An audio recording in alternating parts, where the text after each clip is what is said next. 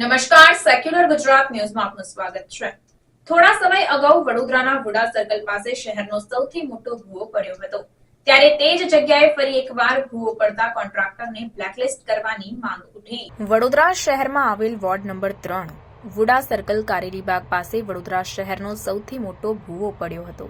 ત્યારબાદ અનેક રજૂઆતો કરવામાં આવી હતી, ત્યારે અડધો અડધ વીઆઈપી રોડ બંધ કરવામાં આવ્યો અને ત્યારબાદ સામાજિક કાર્યકર કમલેશ પરમાર દ્વારા વડાપ્રધાન નરેન્દ્ર મોદીના પોસ્ટર સાથે ચુંદડી શ્રીફળ વધેરીને ખાતમુહૂર્ત કરવામાં આવ્યું અને ત્યારબાદ તાત્કાલિક વડોદરા શહેરના પ્રથમ નાગરિક એવા મેયર દ્વારા મસમોટા ભૂવાનું નિરીક્ષણ કરવામાં આવ્યું હતું અને અધિકારીઓને કોન્ટ્રાક્ટરને સૂચના આપવામાં આવી હતી।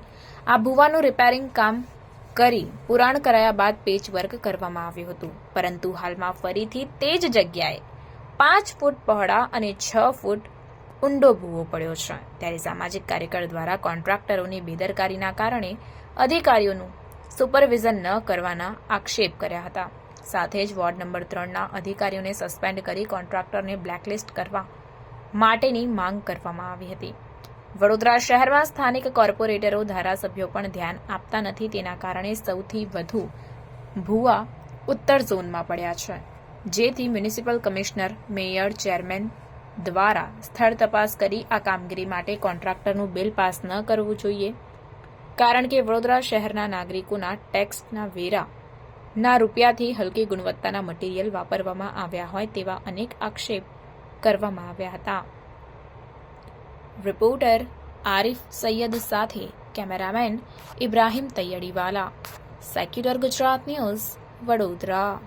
વડોદરા શહેરમાં આવેલ છે વીઆઈપી રોડ જે વુડા સર્કલ પાસે જે વોર્ડ નંબર 3માં વડોદરા શહેરનો સૌથી મોટો ભૂવો જે પડ્યો હતો અને જે ભૂવાનું જે કહેવાય છે કે રિપેરિંગ કામગીરી બી કરવામાં આવી હતી, પરંતુ ખાસ કરીને આ ભૂવાનું નિરીક્ષણ કરવા માટે વડોદરા શહેરના પ્રથમ નાગરિક જે પિંકીબેન સોની અહીંયા ગાડી આવ્યા હતા। ખાસ કરીને તેઓએ સૂચના પણ આપી હતી, ત્યારે જે કહેવાય છે કે અમે ઉગ્રમાં ઉગ્ર આંદોલન પણ કર્યું હતું, માનનીય વડાપ્રધાન સાહેબનો ફોટો મૂકી અને ખાતમુહૂર્ત ને ખાતા મુહૂર્ત પણ કરવામાં આવ્યું હતું, પરંતુ જે કોન્ટ્રાક્ટરે જે કામગીરી કરી છે એ તદ્દન પોકળ કામગીરી કરી છે।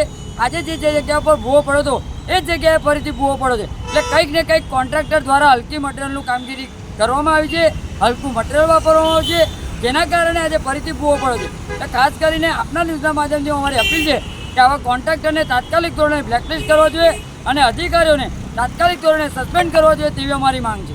સમાચારોની અવનવી અપડેટ્સ માટે જોતા રહો સેક્યુલર ગુજરાત ન્યૂઝ।